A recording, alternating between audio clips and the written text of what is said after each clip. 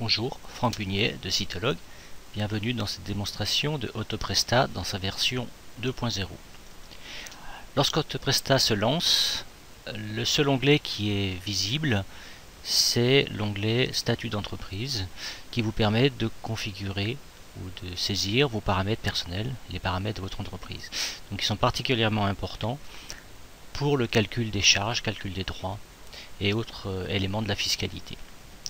Donc vous rentrez vos données en détail, la date d'affiliation, le type de caisse de retraite auquel vous êtes affilié, le type d'activité principale, vente de marchandises ou prestation de services commerciales, savoir si vous avez ou non opté pour le versement libératoire de l'impôt sur le revenu, votre taux d'imposition actuel, est-ce que vous êtes bénéficiaire ou non de l'ACRE, et est-ce que vous êtes actuellement bénéficiaire de l'ARE, l'aide au retour à l'emploi du Pôle emploi. Si c'est le cas, précisez votre âge, du moins si vous êtes plus ou moins de 50 ans. Également, certaines informations fournies sur votre avis de prise en charge de l'ARE. Donc le montant journalier net, votre salaire journalier de référence. Une fois que vous avez sauvé ces éléments, et seulement à ce moment-là, vous aurez l'onglet Connexion qui vous permettra, qui sera activé et qui vous permettra de créer vos diverses connexions à vos sites. Donc, à noter que la première chose à faire, c'est de déverrouiller l'application.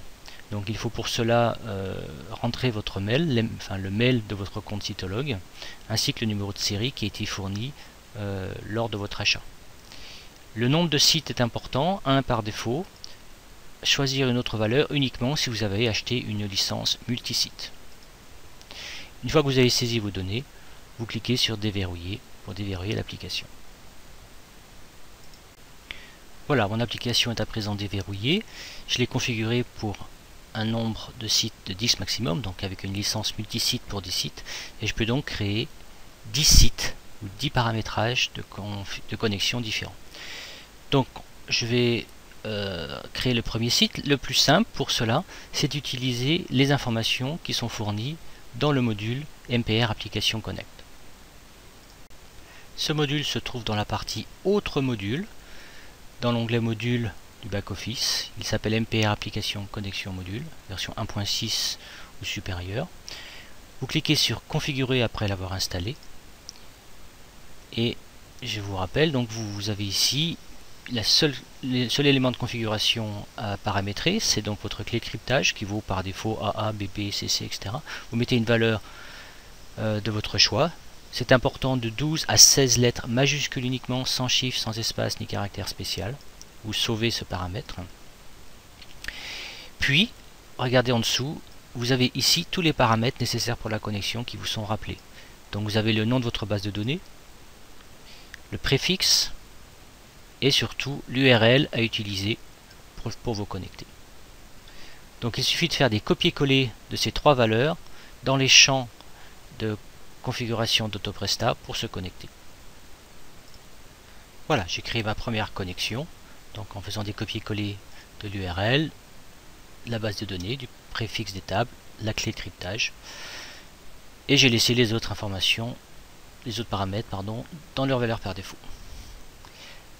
On peut sauver, modifier, renommer, créer de nouvelles connexions autant que notre licence le permet. Voilà, une fois qu'on a choisi un site donc dans la liste, on peut se connecter à travers ce bouton, ce qui va automatiquement lancer la connexion et activer l'onglet commandes. Donc une fois que nous sommes connectés, pour voir les commandes, il suffit de préciser une période. Donc par exemple, je peux décider de voir je dirais les 12 derniers mois. Et à ce moment-là, j'ai les commandes des 12 derniers mois. Vous pouvez filtrer les commandes qui sont lues sur la base de données en excluant toutes celles qui sont déjà importées, exportées, on utilise le terme exporter dans le registre, et également exclure ou limiter aux commandes qui sont valides. Donc une commande non valide, c'est une commande qui a été remboursée ou qui n'a pas été payée par exemple.